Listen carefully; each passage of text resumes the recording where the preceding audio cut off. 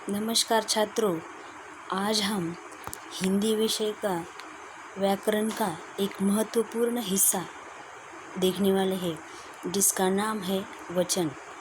चलिए तो शुरू करते हैं हम वचन।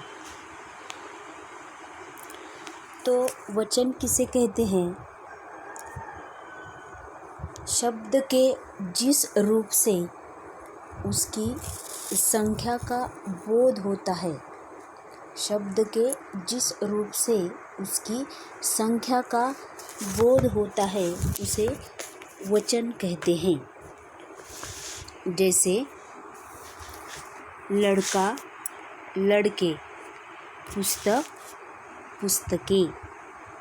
तो इसी तरह के उदाहरण आप ध्यान देगा। वचन शब्द के जिस रूप से उसकी संख्या का बोध होता है, यानी कि एक है, दो है, ऐसे अनेक है, तो इसी तरह संख्या का बोध होता है तो उसे शब्द के जिस रूप से उसकी संख्या का बोध होता है उसे वचन कहते हैं। जैसे लड़का, लड़के, पुस्तक, पुस्तकें। तो इसी तरह से हम वचन, तो वचन के दो भेद हैं। एक वचन, दूसरा बहुवचन। एक वचन यानी कि एक वस्तु या एक पदार्थ, एक प्राणी, यानी कि वो संख्या एक। और बहुवचन में अनेक वस्तु या अनेक पदार्थ, अनेक प्राणी, तो इसी तरह से अनेक संख्या। तो एक वचन और बहुवचन, यह वचन के दो भेद हैं। तो अब एक वचन किसे कहते हैं? तो देखो, शब्द के जिस रूप से एक ही प्राणी या पदार्थ का बोध होता है उसे एक वचन कहते हैं। शब्द के जिस रूप से एक ही प्राणी या पदार्थ का बोध होता है उसे एक वचन कहते हैं। जैसे गमला, लड़का, औरत, लड़की, कुर्सी आदि। अब बहुवचन किसे कहते हैं? शब्द के जिस रूप से, शब्द के जिस रूप से एक से अधिक प्राणियों या पदार्थों का बोध होता है। प्राणियों या पदार्थों का बोध होता है, लेकिन कैसे? एक से अधिक, तो उसे बहुवचन कहते हैं। उसे बहुवचन कहते हैं। जैसे देखो, गमले, लड़के, औरतें, खिड़कियाँ, लड़कियाँ, कुर्सियाँ। तो इसी तरह से बहुवचन, पहले एक वचन में क्या था? गमला, तो यहाँ पे बहुवचन में गमले, लड़का, लड़के, औरत, औरतें, खिड़की, खिड़कियाँ, लड़की, लड़कियाँ, कुर्सी, कुर्सियाँ। तो इसी तरह से एक वचन से बहुवचन होता है। तो एक वचन में बहुवचन में करने के कुछ नियम हैं। एक वचन से बहुवचन में बनाने के कुछ नियम हैं। तो देखो, अकारांत यानी कि अस्वर आने वाले शब्द एक समान होते हैं। अस्वर आने वाले शब्द एक वचन और बहुवचन में एक समान होते हैं। वो कौन से शब्द है? तो देखो, किसान, किसान, बहुवचन में भी किसान। पेड़, पेड़, हिरण, हिरण, फूल, फूल, मित्र, मित्र। तो आप कहेंगे ये अकारांत क्या है? तो मैं आपको समझाती हूँ कि अकारांत क्या है। तो देखो,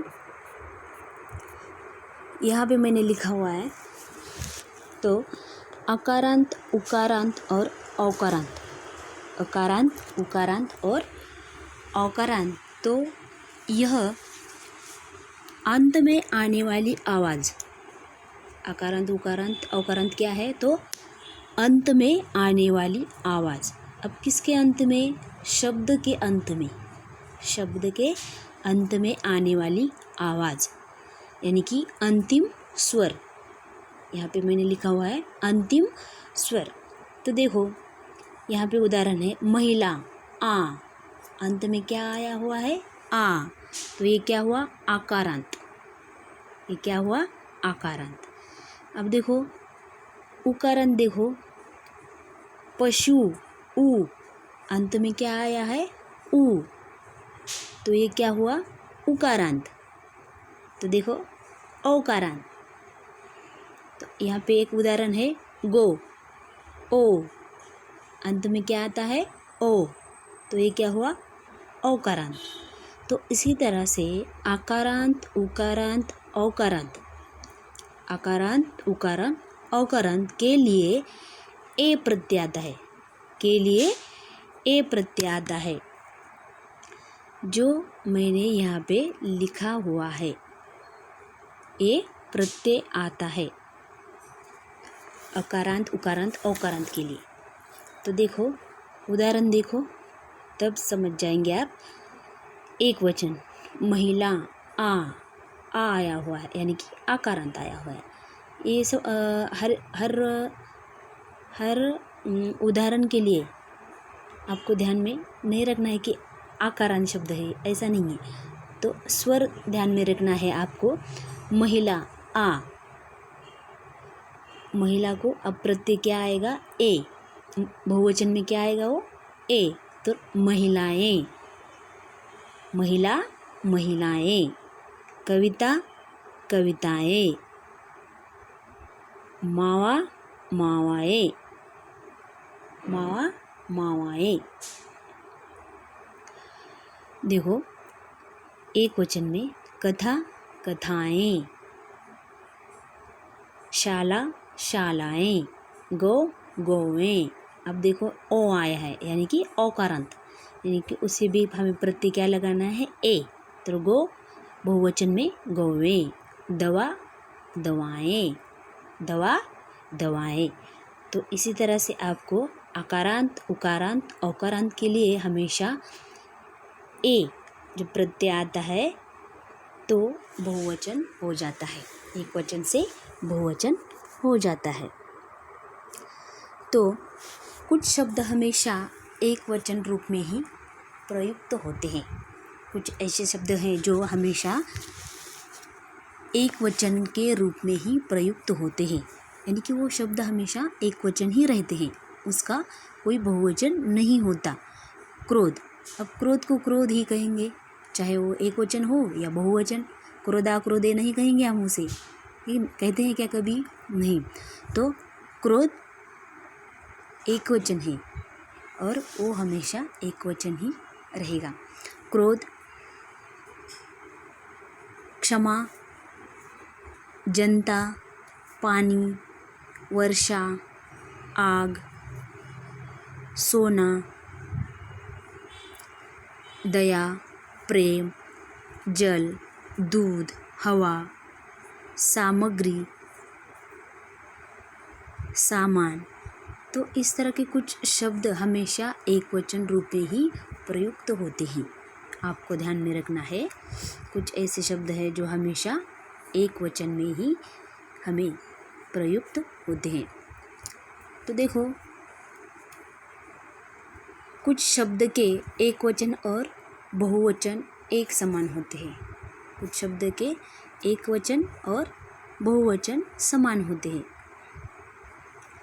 नीचे देखो कुछ शब्द हमेशा बहुवचन रूप में प्रयुक्त होते हैं। पहले क्या देखा हमने? कुछ शब्द एक वचन में प्रयुक्त होते हैं।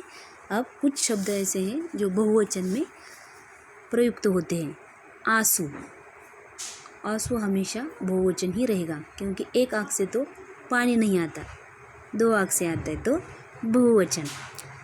केश यानी कि बाल, एक बाल नहीं होता हमारे सिर पर, ऐसी झुंड होती है हमारे सिर पर, तो बाल। समाचार, राजा, दर्शन, प्राण, हस्ताक्षर, लोग। तो कुछ ऐसे शब्द हैं जो हमेशा बहुवचन के रूप में ही पाए जाते हैं। तो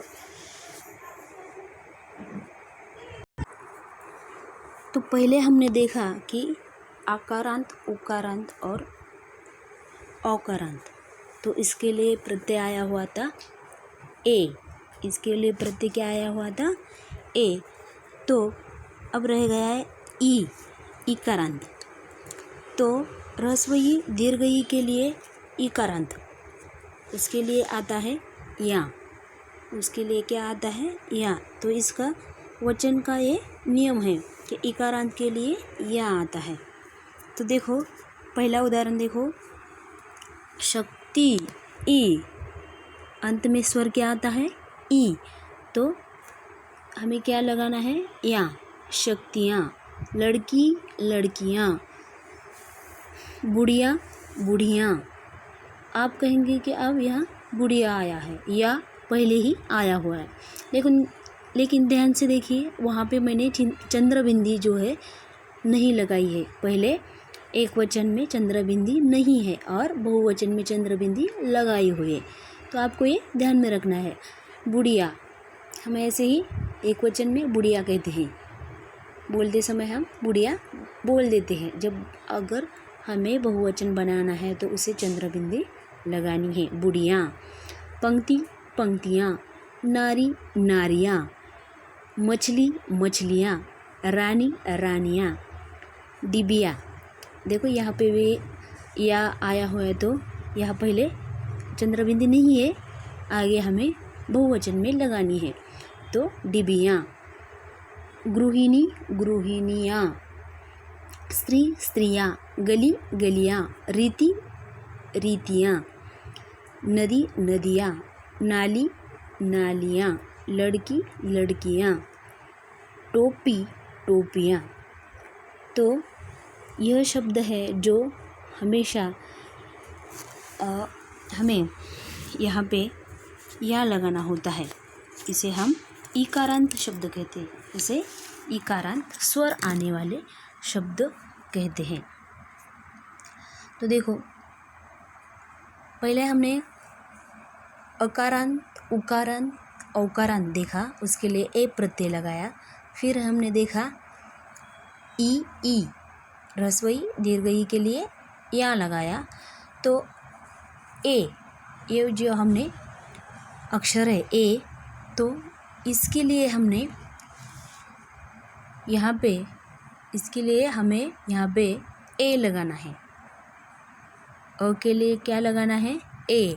इसका नियम है, अ आए किंतु अ स्वर का लोप हो।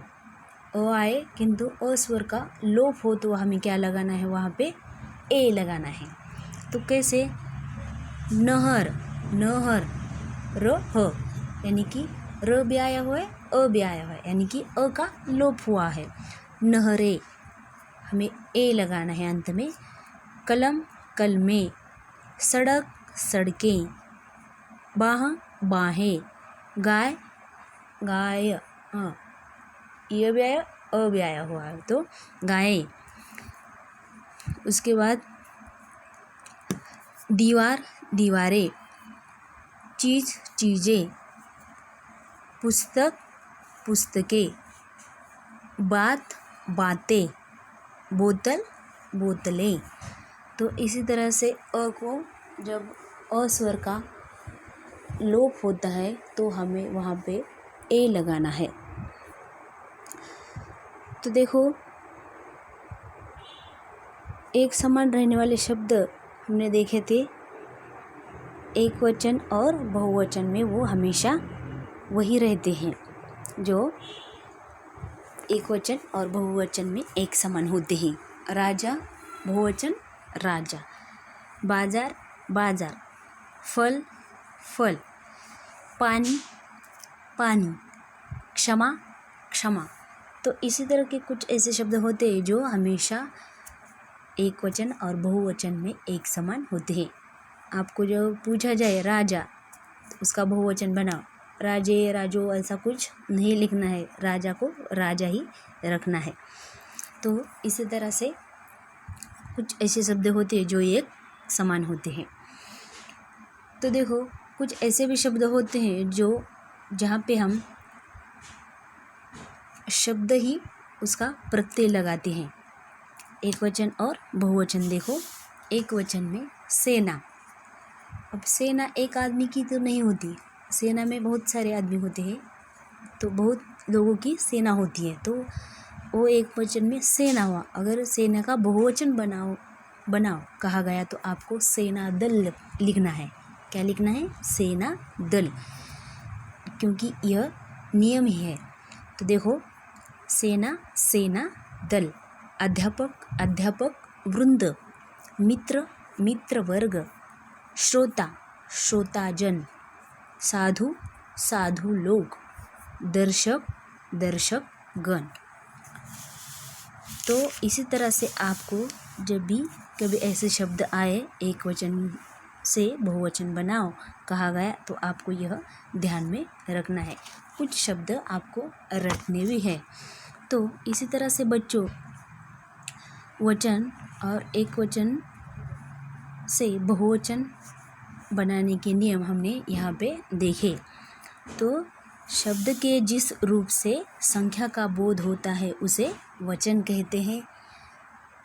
वचन के दो भेद होते हैं, एक वचन और दूसरा बहुवचन। तो बहुवचन में एक वचन से बहुवचन बनाने के लिए कुछ नियम है जो हमने इस पाठ में इस हिस्से में देखे हुए हैं। तो इसी तरह से बच्चों हमने वचन देखा, उसके प्रकार देखे और अकारांत उकारांत औकारांत इसी तरह से उसके नियम भी देखे। तो आप एक वचन से बहुवचन बना सकते हैं।